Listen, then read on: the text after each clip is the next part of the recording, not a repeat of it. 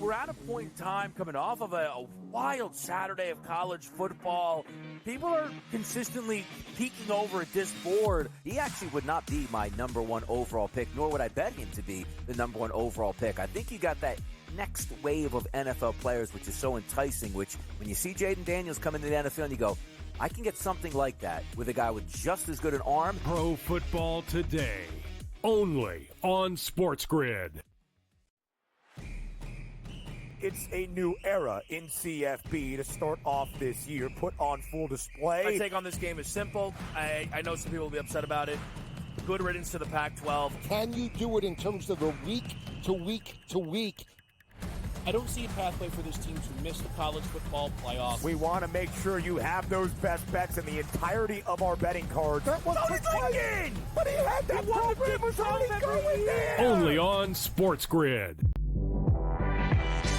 I do a sliding DiVincenzo to the one.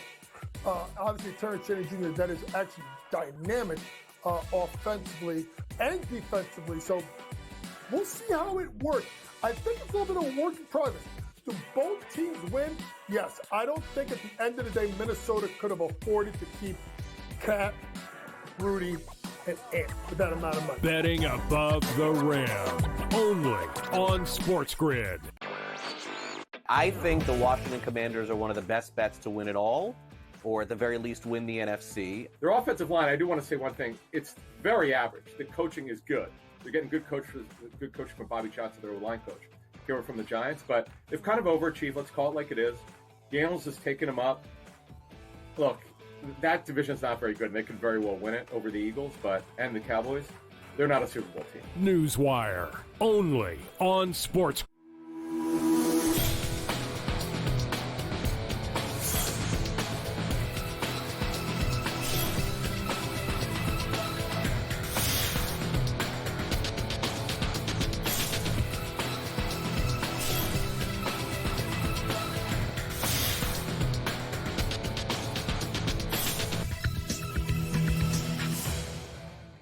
Good morning. Welcome to NewsWire here on SportsGrid. The NFL is back tonight. We've got a full preview of the show between the Denver Broncos and New Orleans Saints. Also, two baseball games today, one at 5 o'clock Eastern, one at 8 o'clock Eastern. ALCS, NLCS will preview those games as well. We've got Sam McQuillan from Legal Sports Report. Our guest contributors today include Bill Bender from Sporting News. We'll also break down the very latest in the sports betting contest in Las Vegas as Brady Kannon joins us here on the show as well. So stick around as we got a lot to cover here on the program, and we will start off with very big news in the world of sponsorships and RSNs and sports wagering, because guess who is taking over Diamond Sports sponsorship package? It is going to be FanDuel.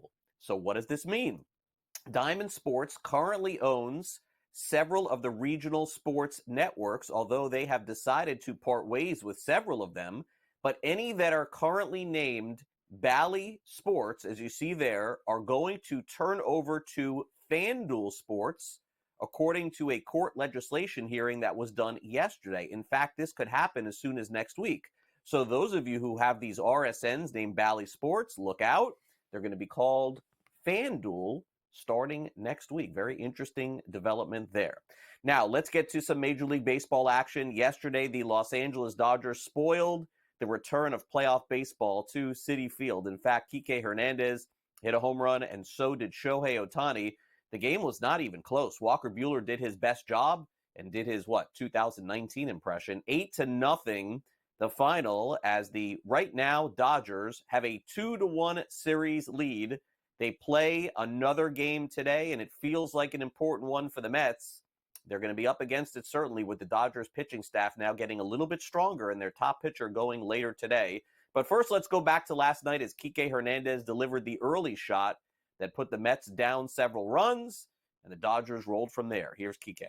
As far as my homer, I knew that I hit it, and I thought it was going to be way gone, and I saw Nimmo try to jump for it, and I kind of panicked for half a second, and I don't care if it was an inside the park or a homer's a homer. You know, as hitting ninth is a little bit different than hitting eighth or seventh or eighth with that guy behind me. We've all seen the difference of the at-bats with runners on base and nobody on. So, first two bats I was pretty kind of upset that I wasn't able to get on for him. And third at bat, the whole mentality was to try and get on base, and especially after 2 strikes, I was trying to battle it to put myself in a position to either get on, like walk or get a hit. I swung at a pitch that was probably head high and was able to foul it off. And I told myself to slow down because I caught myself in swing mode. And the very next pitch, he hung a split, and I was able to get enough on it. 8-0, the final in the game yesterday, but that game is now gone because the next game is tonight at 8:08 Eastern time. And Carlos Mendoza, the manager of the Mets, certainly knows how important this one will be at home tonight, although he's got to face off with Yoshinobu Yamamoto this evening. Well, we're facing Yamamoto, as far as I know, right? I think they announced it. And when you look at his numbers, his split, it is pretty much reverse. He's been a lot better against lefties. So I would anticipate our righties to be in the lineup tomorrow. So those are the guys that are in there got us to this point, and I'm pretty confident that they'll come true, And yeah, you're playing playoff, and when you're facing a pitching staff like that, it's gonna be hard at times. We're creating traffic, I like the fact that we're getting guys on base. Just haven't been able to come up with a big hit. But I'll continue to take my chances with our guys here. And as long as we continue to create traffic, somebody's going to come up and get the big one for us. For sure, especially when you're facing a team like this. That's what makes this team such a good team offensively, because they control the strike zone. They're not going to chase as much. They don't have guys there that chase as much, and then they can hit the ball out of the ballpark. They can get on base. So, yes, we got to not only get ahead, but we got to continue to stay on the attack and execute pitches. If we get behind in counts, they're going to make us pay. And Jose Quintana will start the game for the Mets. Then at 5:08 Eastern, which is the first game of the two, we find the Cleveland Guardians with their first home game of the American League Championship Series down 0-2 to the New York Yankees. Right now on FanDuel, the Yankees are approximately a -120 favorite, so more or less even. The Guardians just +100. Clark Schmidt, Matthew Boyd. That is the matchup today. You can catch all the action in terms of sports betting and information on it later today on Pharrell Coast to Coast. Last night, the WNBA Finals heated up with maybe one of the biggest shots that we have seen in the WNBA Finals in a long time. Sabrina Ionescu, 80-77 final score, a 28-foot game-winning three with just 1 second left as the Liberty now take a 2-1 series lead over the Lynx. And in this 5-game series are 1 game away from winning it all. The Lynx had a 15-point lead and ended up blowing it. But Ionescu knew that was the big shot that won the game and talked about the winner last night. Yeah, I mean, I didn't even really remember it. I had to go look at the video really quickly to see like how far I was. But I mean, in the timeout, Sandy kind of was just like, you're going to shoot this shot. And, I feel like I was able to get a little separation in range and get a really good shot to go, obviously wanting to let the shot clock wind down, and kind of got the space that I needed to be able to get my feet under me and feel comfortable taking that shot. And sometimes it goes in, sometimes it doesn't, but I've practiced that shot 1,000 times in my head, on the court. And, I feel like that's just something that as athletes, you put yourself in that position to want to be able to make a shot. And obviously, like, we don't win this game without Stewie. I mean, what she was able to do, just continue to chip away. Obviously, she'll speak, but I mean, yeah, there's nothing I can say. Like, that shot's nice, but that doesn't go against what she's been able to do for us tonight and how she was able to just will us back into that game. Liberty 1 game away from winning it all. Tonight, Thursday Night Football features 2 teams that are struggling on offense with a total of 36.5 in the NFL on Thursday Night Football. It is the Broncos and Saints. Denver 2.5-point road favorites. It's been a struggle for both teams offensively. We'll see if they get it going tonight, especially for the New Orleans Saints, who will be without Chris Olave, their wide receiver, also without Rashid Shaheed, who ended up having surgery. So get ready to learn some new names tonight for the New Orleans Saints. One of them, maybe Bub Means. This is their starting wide receiver tonight. Played well last week. Jets interim head coach Jeff Ulbrich expects Devontae Adams to play against the Steelers. No surprise there. Maybe a little bit of a surprise for the Steelers, who practiced Russell Wilson with their first team in practice yesterday. Could Wilson start against the Jets on Sunday? We will see. And Malik Neighbors back on the practice field, the great rookie wide receiver for the Giants. He could end up playing this week as well. Now, in college football, the weekday games have just been filled with upsets, and that was the case again yesterday. How about UTEP, University of Texas El Paso, defeats FIU 30-21. They were 6.5-point underdogs. Also, Western Kentucky beat Sam Houston State in a blowout, 31-14. They were getting a 1.5. Tonight, the BC Eagles and Bill O'Brien, 7.5-point road underdogs against Virginia Tech with a total of 48.5. Marshall taking on Georgia State after their crushing loss last week. Their total is 51.5 in the game. And also, Arizona State has to start a new quarterback this week because Sam Leavitt is out. Jeff Sims will start for them. In the National Hockey League, a very big historical moment for Sidney Crosby. He scored his 500th career goal. Malkin scored his 500th career goal. Crosby had 1,600 career points. Two big moments for Crosby and Malkin, who've been with the team for a decade last night. Also, the Thunder's Isaiah Hartenstein suffered a small non-displaced fracture in his left hand. He is going to be out 5 to 6 weeks, just signed a contract extension with the Thunder. Also, a really strong fall yesterday for Jared McLean. Hit the court on the ground really hard and was evaluated last night in the game, and apparently he's going to be okay, but we will see. He was the 16th pick in the draft. Luka Doncic did return to practice, still unknown if he's going to play next week for the Mavericks when they open up the season. Bill Bender joins us next. We'll go over the Alabama-Tennessee game next.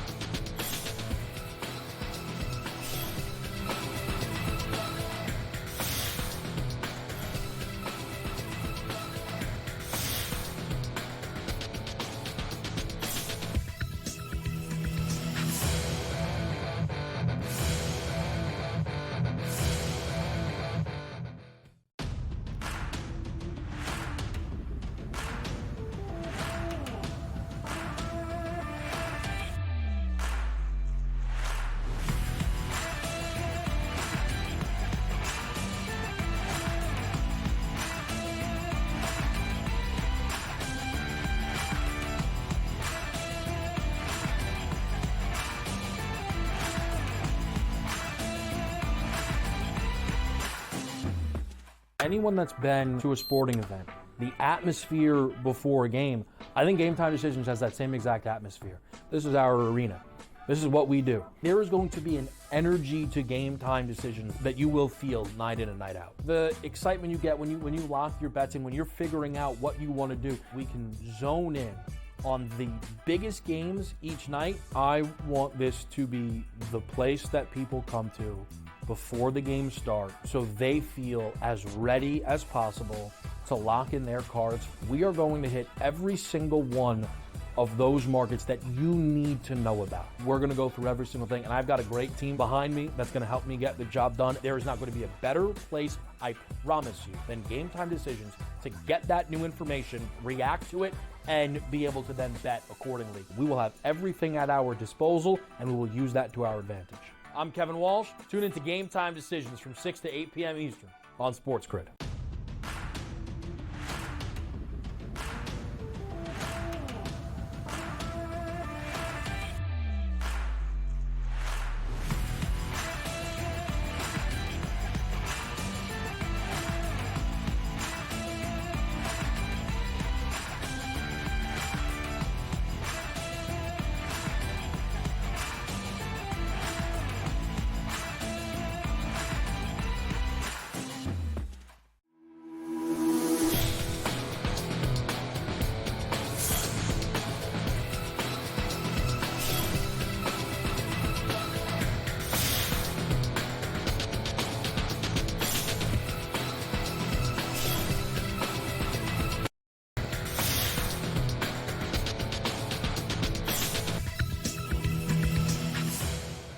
Well, for some folks who thought the SEC wouldn't dominate the discussion, they didn't look at the schedule this week in advance of the season because all the big games are in the Southeastern Conference. Let's bring in Bill Bender.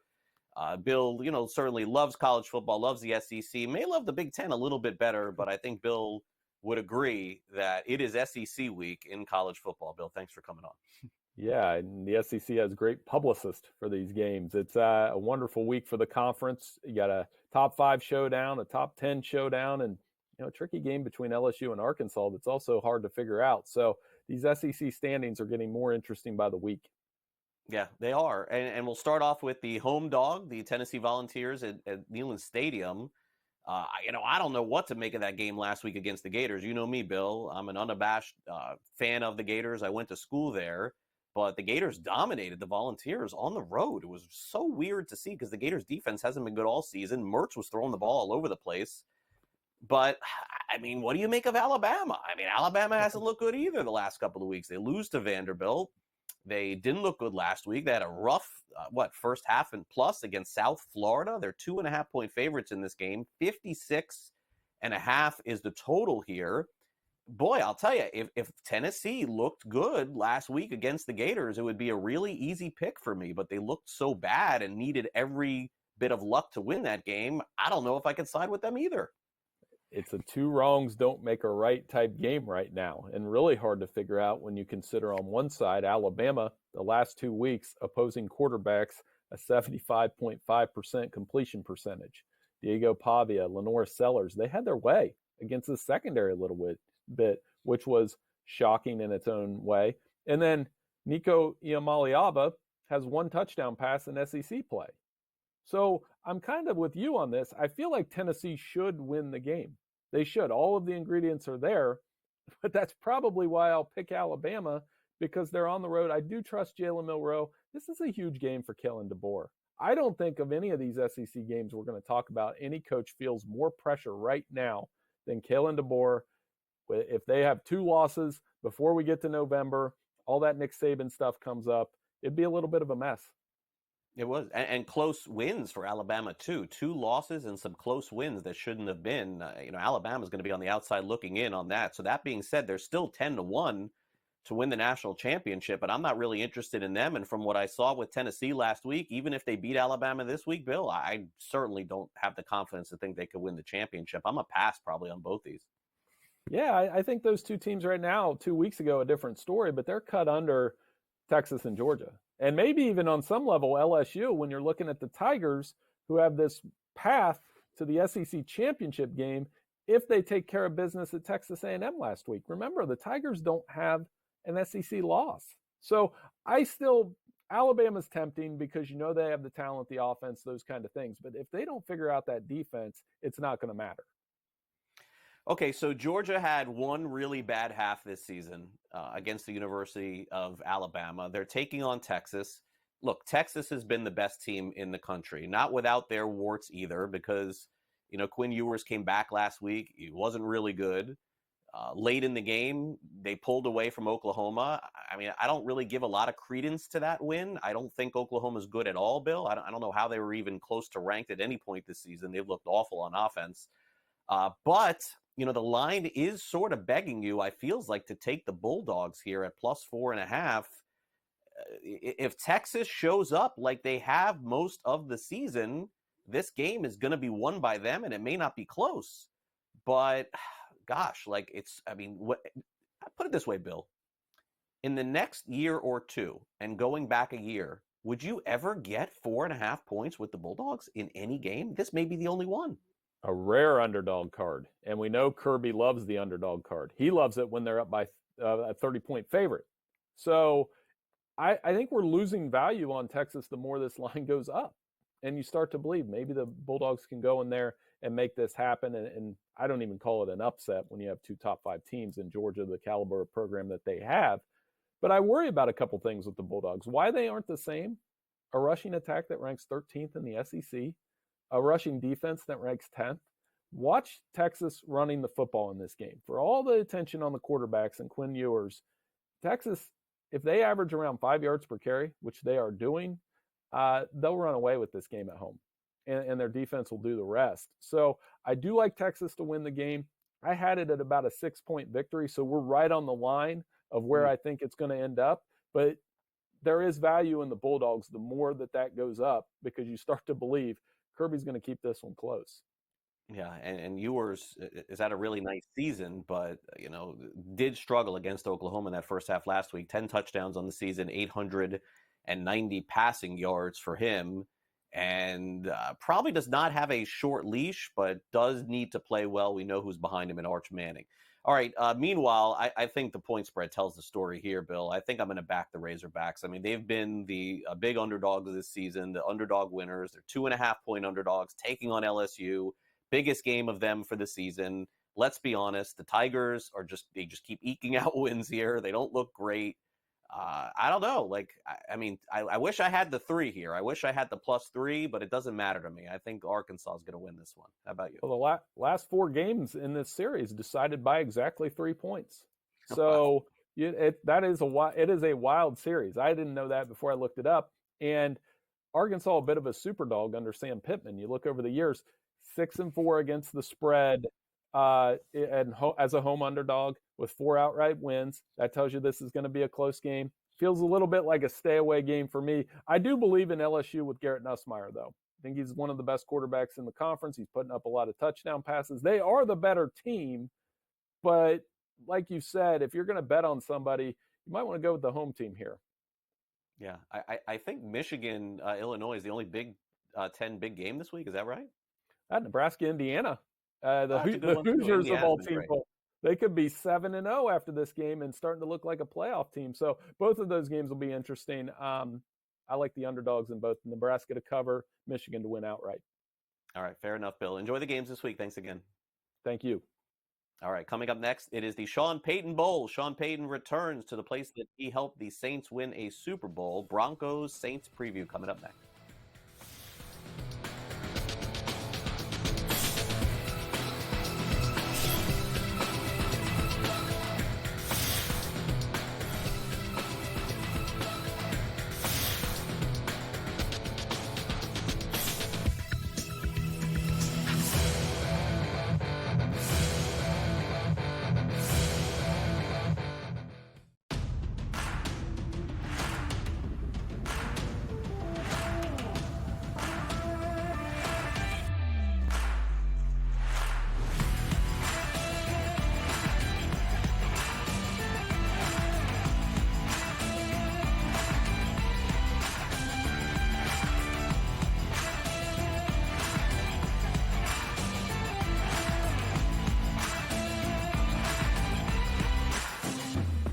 Anyone that's been to a sporting event, the atmosphere before a game, I think Game Time Decisions has that same exact atmosphere.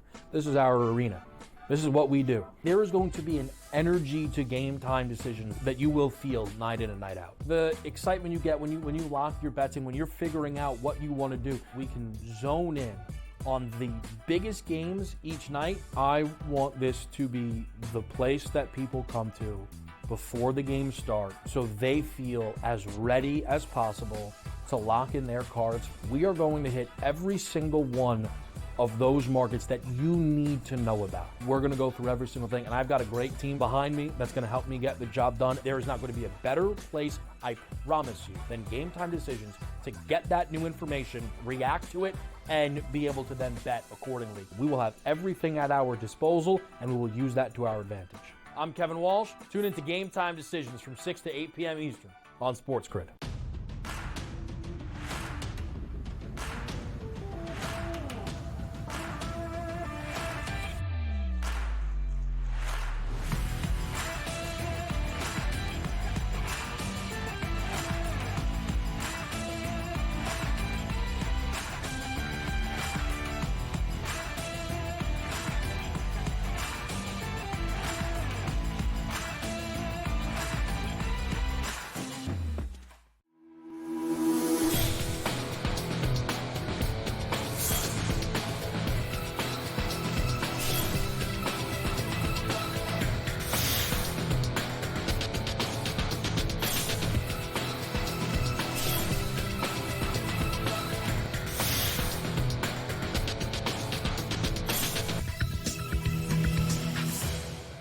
Welcome back to NewsWire here on SportsGrid. Well, listen, a few weeks ago, at the beginning of the season, maybe you thought the Broncos-Saints would be this high-flying matchup. The Saints scoring 40 points a game. Bo Nix starting for Denver, won a couple games in a row, looking like a good one. And then all of a sudden, Saints lose 4 in a row. Injuries taking over their offense. Bo Nix can't get out of his own way. That's the game we got tonight. I mean, this is what it is. I'm just telling you the truth. A total in the NFL on a Thursday night game of 36.5. But it is the NFL. Anything can happen. Maybe this one flies over the total. Maybe there's some points scored too. Let's check in on a potential outcome of tonight's game with Kevin Walsh, who has a preview of the Broncos and Saints. Thursday night football, Sean Payton returns to New Orleans. The Super Bowl winning head coach with the Saints, now coaching the Denver Broncos, is back in NOLA. And this sets up for an interesting narrative play on rookie quarterback Bo Nix. Nix has a head-to-head battle with a fellow quarterback from his draft class, as Spencer Rattler will continue to fill in for the injured Derek Carr. But the narratives apply to Sean Payton, who dazzled with great offenses year in and year out with Drew Brees as his quarterback. Bo Nix is not Drew Brees, certainly at least not at the moment. But Bo Nix could go through his passing total of 191.5 somewhat easily. He has thrown for over 200 yards in 4 of his last 5 games, and the Saints' pass defense right now is allowing over 260, fourth most in football. Nix to get to 250 plus is better than 4-1. It would be a career high. Craig, it's back to you. All right, thanks, Kevin. Props could be the way to go tonight. A lot of fun ones over on the FanDuel Sportsbook or wherever you are betting, and we'll give you some of those props and information a little bit later here, of course, on SportsGrid with Pharrell Coast to Coast. Meanwhile, do you have an opinion on the Super Bowl rematch? 49ers, Chiefs. They've played each other so many times. And for two teams that are not in the same conference, it feels like it is every single season, one way or the other. So they know each other very well. Let's get the thoughts of the San Francisco 49ers on the Chiefs from their head coach, who's probably sick of seeing them, Kyle Shanahan.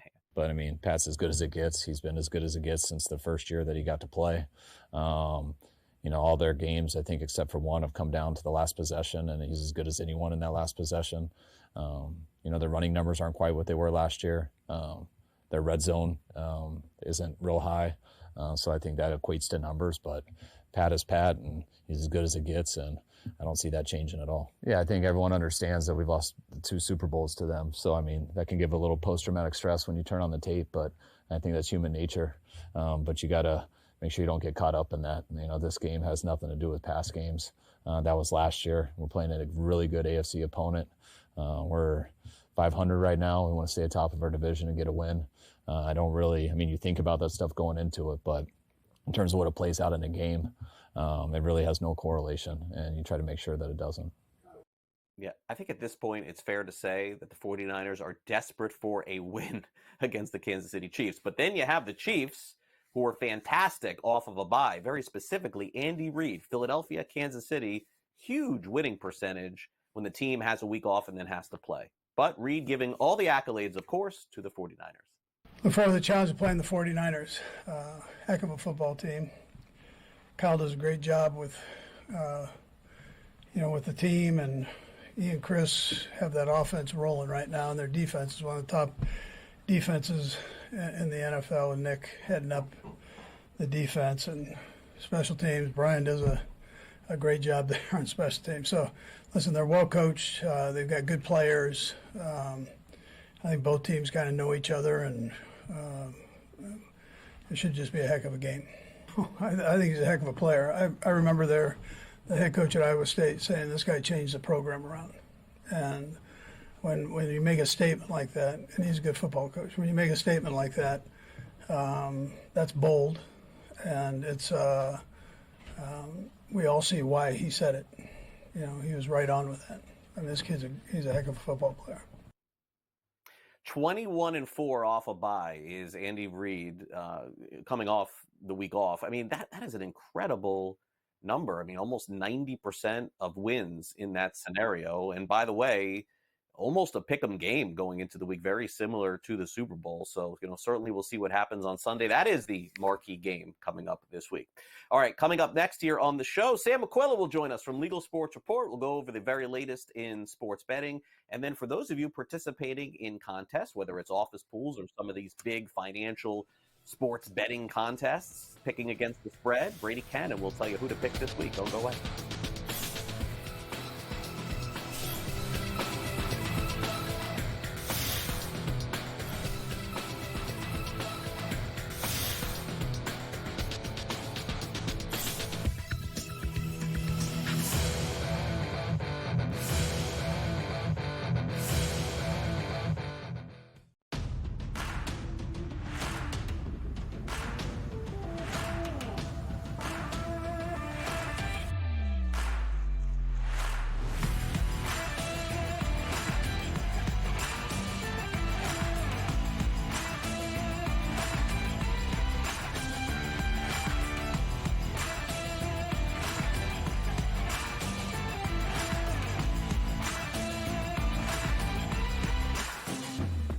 Anyone that's been to a sporting event, the atmosphere before a game, I think Game Time Decisions has that same exact atmosphere. This is our arena.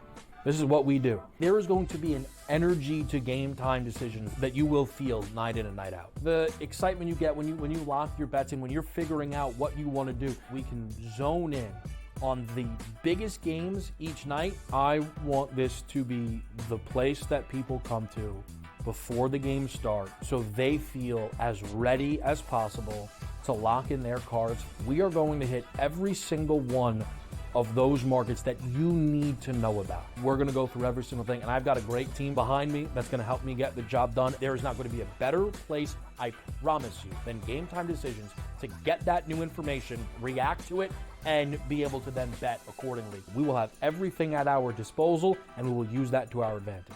I'm Kevin Walsh. Tune into Game Time Decisions from 6 to 8 p.m. Eastern on SportsGrid.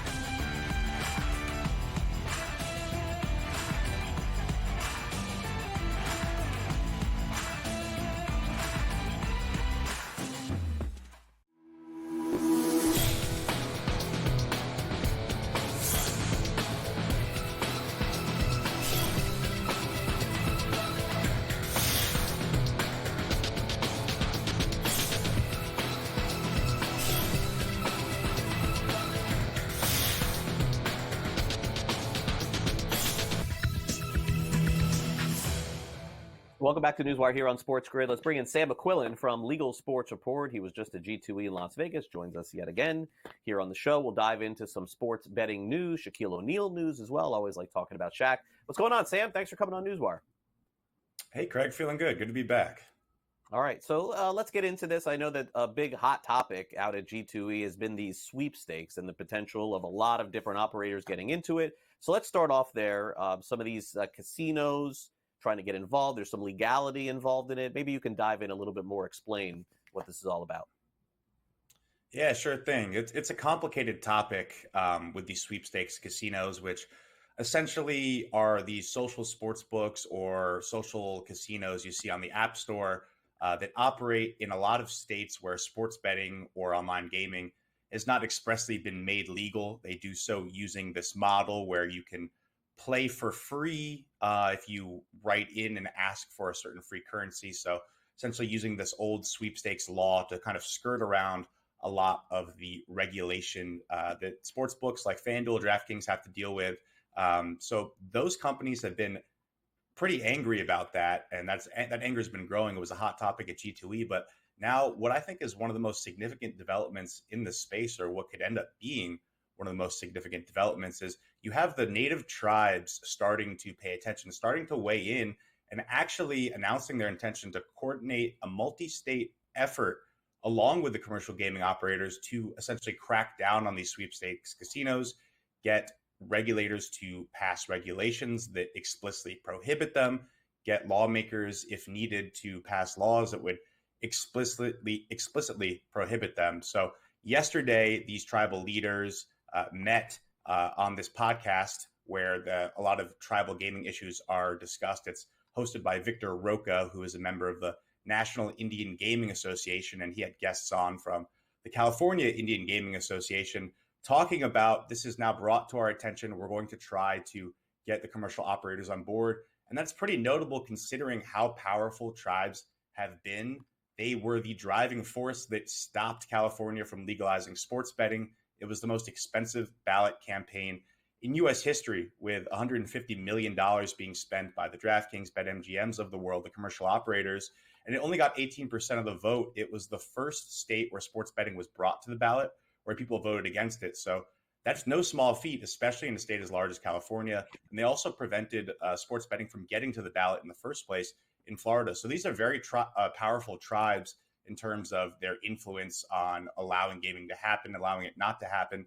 But it's sort of an unlikely alliance here. There's that old proverb, the enemy of my enemy is my friend, where the tribes were the ones fighting the commercial operators, but Now they could be uniting on this issue. I caught up with the American Gaming Association, who is the industry lobby for the commercial operators, and they said they'd be more than pleased to work with the tribes together on this issue to crack down on sweepstakes and other forms of fantasy sports that some states have determined to blur the line with sports betting.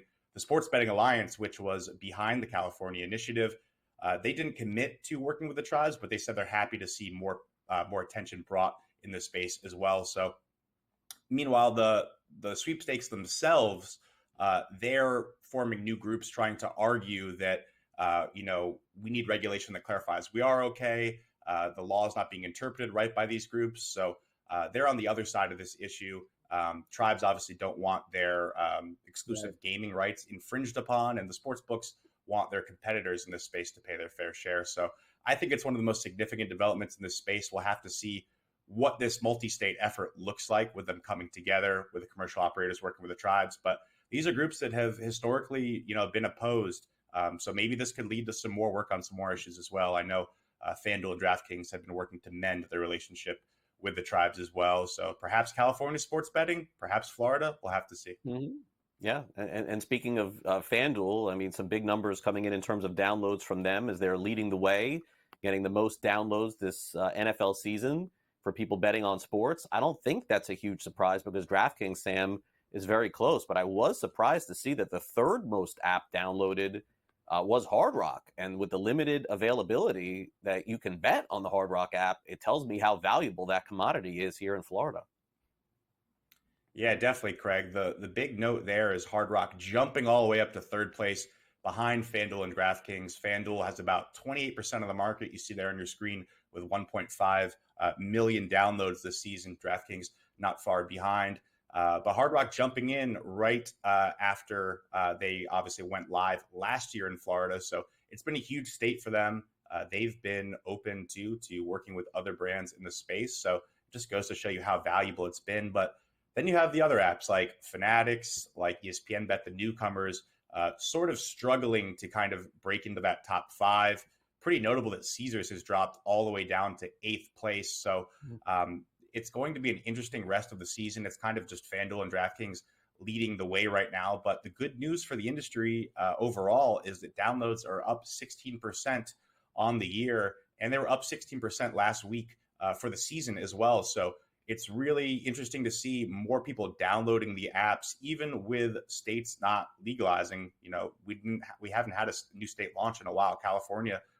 North Carolina was the last one. There's none really on the horizon. Maybe you have Missouri in the future, maybe South Carolina, but those are years away, and who really knows? So you're seeing the sports books now focus on making sure their customers are more profitable. You're seeing that with a ton of parlays being marketed towards them. And you're also seeing it with the promotional spend. I think it's really notable that you still have all this growth, right? When the promos are actually dropping off and they're not giving out the huge $5,000 deposit matches like they did in years past. FanDuel actually talked about that in their recent investor day. It's about sending promos to sort of the right people, figuring out which customers promos are a really good return on investment on, and figuring out who not to send them to. Someone who maybe goes and downloads the app and, okay, now I'm done with it, I'm going to move on to the next book. So interesting to see all this growth despite the states slowing, despite the promos falling off, and all the newcomers in the space sort of shaking it up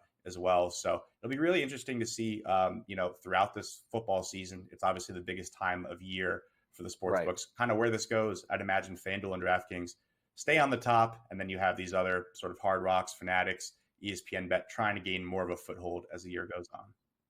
Yeah, it's definitely fascinating to see. I think Hard Rock being third there, I just never would have guessed that ahead of some of these sports betting operators. But it just shows you the interest level, I think, in Florida and the appetite for it in sports betting. All right, a player that used to play in Florida for many years in the NBA, Shaquille O'Neal with the Magic, Shaquille O'Neal with the Heat, also played for the Lakers, of course. I think he played for Boston, maybe Cleveland too, at the end of his career. I don't remember. Played on a lot of teams. NBA season starting, and Shaquille O'Neal is now a partner for DraftKings. I guess this really shouldn't surprise anybody going into the season, because anybody who's popular, who can engage and get more people going, and Shaq definitely, with a lot of his followers on social media, is definitely one of those. Yeah, definitely. It's no surprise that DraftKings, obviously a company with a lot of money, we just talked about how well they're doing, throwing more money at a big media personality. What I think is really interesting here is so Shaq works for Inside the NBA, right? And they have their own contract with FanDuel to promote the FanDuel Sportsbook on the show. Shaq, I mean, you see him in a ton of commercials. You just listed all the teams he played on. I think he played on Phoenix as well. Obviously, he's very well known, but his big platform is on that show. So you have another case of where there's this guy working for DraftKings, but also kind of promoting FanDuel's product.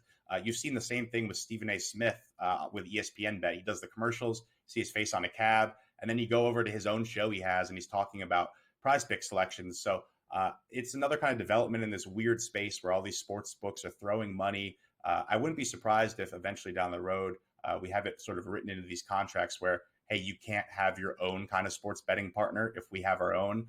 It'd be like if I hopped up on the show wearing a different network shirt. It just kind of a weird thing. So we'll have to keep kind of seeing what happens in this space if the sports books become more keen to this sort of relationship or not. Yeah, they do. All right, Sam, great to catch up. Thanks again. Yep, thanks, Greg.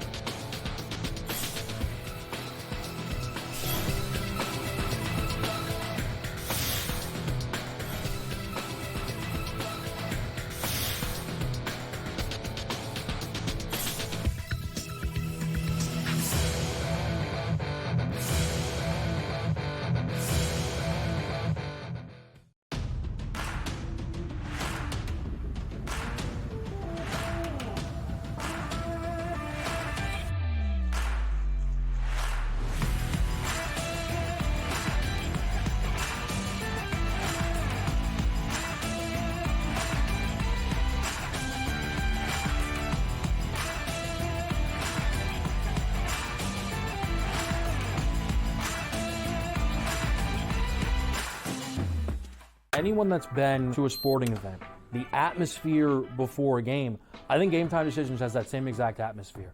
This is our arena. This is what we do. There is going to be an energy to Game Time Decisions that you will feel night in and night out. The excitement you get when you lock your bets in, when you're figuring out what you want to do, we can zone in on the biggest games each night. I want this to be the place that people come to before the games start so they feel as ready as possible to lock in their cards. We are going to hit every single one of those markets that you need to know about. We're going to go through every single thing, and I've got a great team behind me that's going to help me get the job done. There is not going to be a better place, I promise you, than Game Time Decisions to get that new information, react to it, and be able to then bet accordingly. We will have everything at our disposal, and we will use that to our advantage. I'm Kevin Walsh. Tune into Game Time Decisions from 6 to 8 p.m. Eastern on SportsGrid.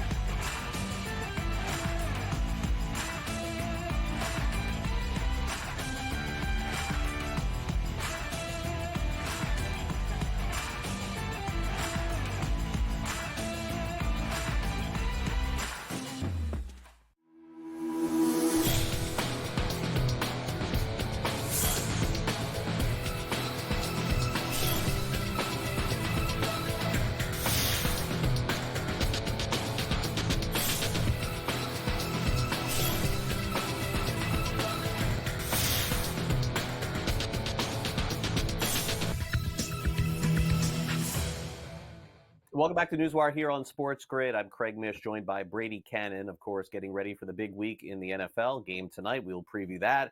Also, Brady and his buddies in the Super Contest and, of course, the Circa Million Contest, and they do a great job on their podcast, which you can see and right here on SportsGrid on Saturday nights, and also listen over on their podcast network. Hey, Brady, great to catch up with you here on the show, and great to have a winning week, I guess. It's been tough. I know it's been tough, and it's just one of those things where it's kind of actually rare. I think, if I'm not mistaken, we saw something that we almost never see in the NFL last week, which is home underdogs not winning, not covering in any of the games. I mean, that's like sort of unheard of in the NFL.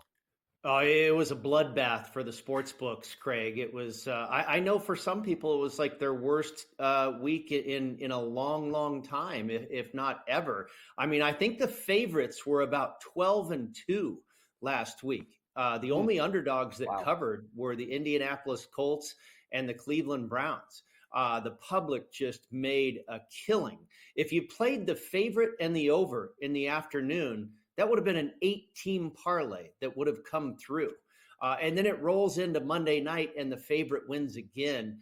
I mean, the sports books were dying for the New York Giants on Sunday Night Football to at least cover that football game. Looked like they were going to for a long time. And then they were dying for the New York Jets to come through, and neither did. So, yeah, it was a really tough week for the books. The favorite, the over, the public made a killing last week. We got killed on one of our entries because we had all underdogs. The wrong week to have underdogs. Wow. But on our football contest show, the show at footballcontestshow.com, and of course here on SportsGrid, we had a pretty good week. We went 3-2. We're right around 500. We're just a game under 500 in the Circa Million contest. We're a game over 500 in the Super contest. Interesting to note, Craig, if you were playing against the consensus all year, those consensus picks are released for Circa on Saturday night and for the Westgate Super Contest on Sunday morning. The overall record is like 24-35-1. If you're just going against the consensus in the two contests, you're hitting at 58% so far. And it was even better than that. The Circa contest just went 4-1 this last week. So you were hitting better than 60%, but nothing wrong with 58%. And then finally, I mentioned all the favorites covering in week 6. Circa Survivor, very little damage with all the favorites coming through. Only 5 entries were eliminated. You have 216 entries remaining in Circa Survivor. The inherent value of your ticket that you purchased for $1,000 now worth about $66,000. Wow, that's incredible. Not to mention the fact that why do we need any of us? All we need to do is log in Saturday night and take a look at what the consensus is and just fade that. We'll have a great year. It's typically not a bad formula, quite honestly. I mean, why do we need any of us? Scott, Gabe, we should just air the consensus all day long, and that's people make a lot of money.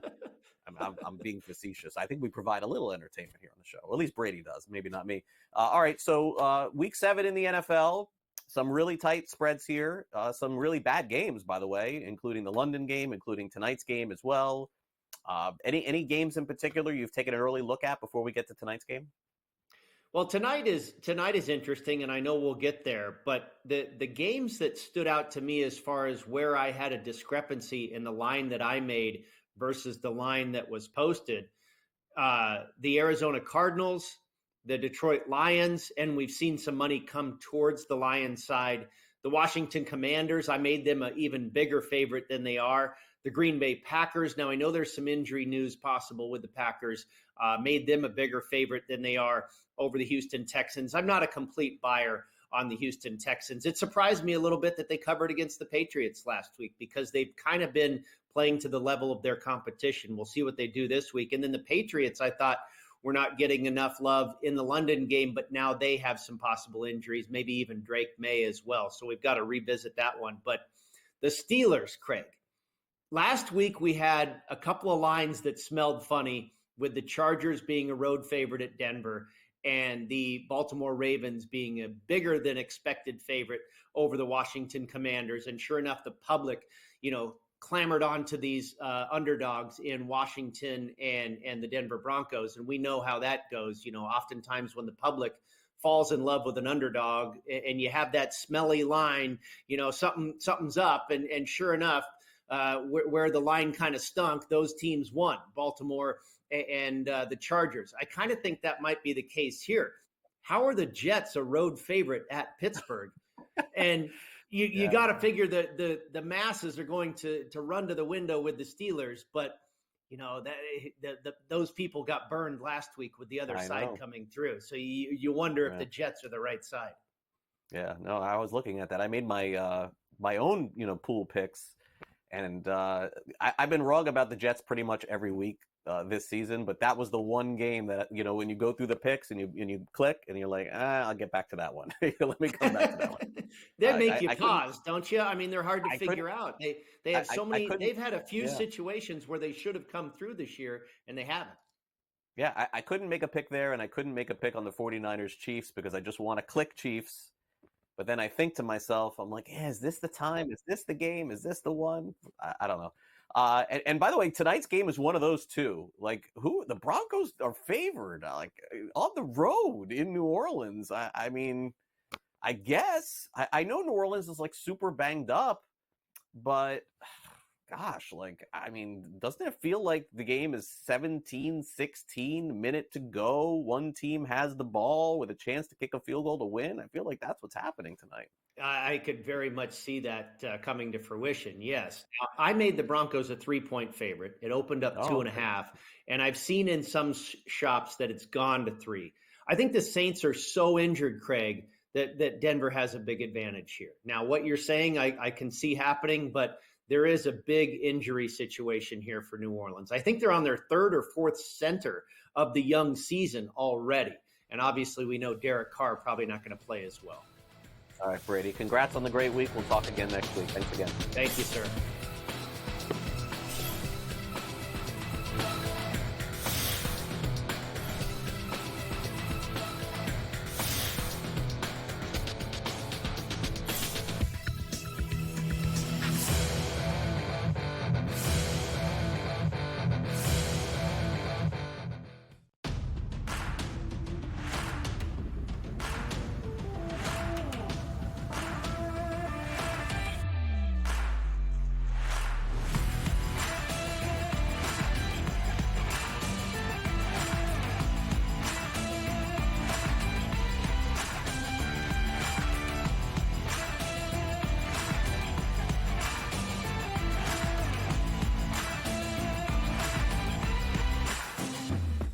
Anyone that's been to a sporting event, the atmosphere before a game, I think Game Time Decisions has that same exact atmosphere. This is our arena. This is what we do. There is going to be an energy to Game Time Decisions that you will feel night in and night out. The excitement you get when you lock your bets in, when you're figuring out what you want to do, we can zone in on the biggest games each night. I want this to be the place that people come to before the game starts so they feel as ready as possible to lock in their cards. We are going to hit every single one of those markets that you need to know about. We're going to go through every single thing, and I've got a great team behind me that's going to help me get the job done. There is not going to be a better place, I promise you, than Game Time Decisions to get that new information, react to it, and be able to then bet accordingly. We will have everything at our disposal, and we will use that to our advantage. I'm Kevin Walsh. Tune into Game Time Decisions from 6 to 8 p.m. Eastern on SportsGrid.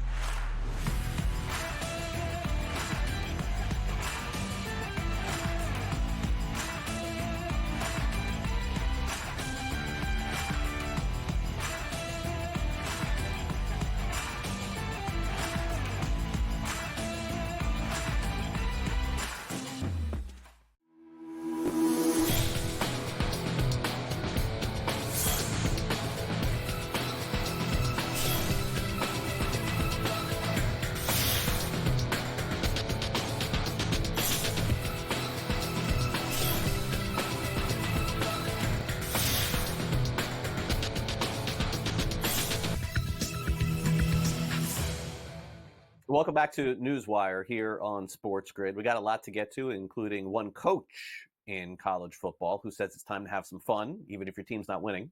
Okay. Coach in college basketball who decided to bring his dog to practice and it did not go well.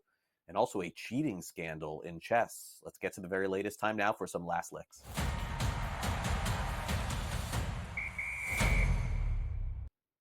All right, let's start off with the University of West Virginia. Have you ever been to West Virginia? I have not. Okay, I have not. And I have not heard great things, by the way, about West Virginia. No offense to anybody who's watching in West Virginia. Call me out at Craig Mish on social media. Neil Brown is the head coach at West Virginia, and things are not going all that great for the Mountaineers this season. Neil Brown, at a very bizarre press conference earlier in the week, was asked about the team's performance and, sort of about winning and losing and kind of how the season's going, made some very peculiar comments that basically said that he was more concerned, or at least, I don't want to say more concerned, that's not correct, that he basically asked the question, a rhetorical question, isn't it important if the fans are having a good time? And how was the tailgating? Was the tailgating good? Because if so, shouldn't that be some of the focus? Whoa, don't know where that came from. I got news for you. That's a great question for the president of the university, but not for the head coach of the football team. Head coach of the football team should be pretty much laser focused on wins and losses. Now, I get it. We are all there for the fun. Tailgating is great in college football, without a doubt. But Coach Brown, man, it is about your team winning and losing. And whether or not the kids are having a great time is sort of irrelevant, because guess what? Those kids in a few years, they're going to be gone. And hopefully, working somewhere. And hopefully you are too. So, I don't think it's as important as to what we're eating as opposed to the final score of the game. That's just me. But, hey, at least we got an honest coach on a podium, which we don't get that often. All right. Honest coaches. I don't know. We put Rick Pitino in that category? I'm not so sure. But anyway, Rick Pitino's still coaching, of course, college basketball, doing a really good job at his, St. John's. And, I would say fair to say St. John's one of the favorites to, make the NCAA tournament, go far again. One of the greatest college basketball coaches of all time. Doesn't always make the best decisions, Coach Pitino. This was one that was funny, but doesn't really have anything to do with basketball. Coach Pitino posted yesterday on social media that he brought his dog to practice. And the dog was not well behaved at the practice. In fact, Coach said that his dog may have taken a break, as we would say, on the court. Oh, no. It wasn't number 2, though, from what I see. It was number 1, right? That's what he said. Urinate, right? No, number 2. That would be awful. Who would want to play on that court after that happened? Funny moment there for Coach Pitino. Good thing that the regular season has not happened in college basketball. By the way, that is right around the corner, I believe in less than 2 weeks. So, word to the wise, don't bring animals to a basketball court. Probably can't control themselves there. Okay, finally, in the world of chess, we have a very big controversy. And this is something that I just learned about, okay? This is the name of Kirill Shevchenko. He is one of the best chess players in the world. But according to chess.com, this individual was deemed to be suspicious playing chess when he was spending long periods away from the board during the opening rounds of a tournament. What happened was they learned that he was using a mobile device to potentially cheat, but not his own. They found one in a toilet cubicle alongside a note in script similar to his own handwriting.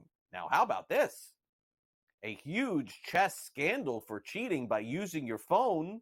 I'm not even sure how you end up cheating in chess, to be honest with you. Do you know, in advance what somebody's going to do? Don't you have to read their mind? I don't get it. But either way, it's strictly prohibited to use any mobile device within the time that you're playing chess.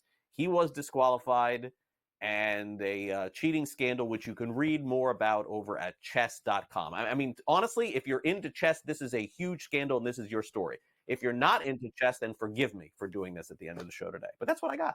That'll do it for the show. Thanks again to Sam McQuillan from Legal Sports Report. Thanks to Brady Kannon, of course, from SportsGrid and his great football contest show. In addition, Bill Bender from Sporting News. Thanks to our director, Luke, and for my producer, Frank, I'm Craig Mish. Enjoy the rest of your day. Baseball coming your way at 5 o'clock. Baseball coming your way at 8 o'clock. And there is our schedule the rest of the day, including pro football today, leading up to tonight's game between the Broncos and Saints. I'll recap it all for you tomorrow here on NewsWire. Have a great day.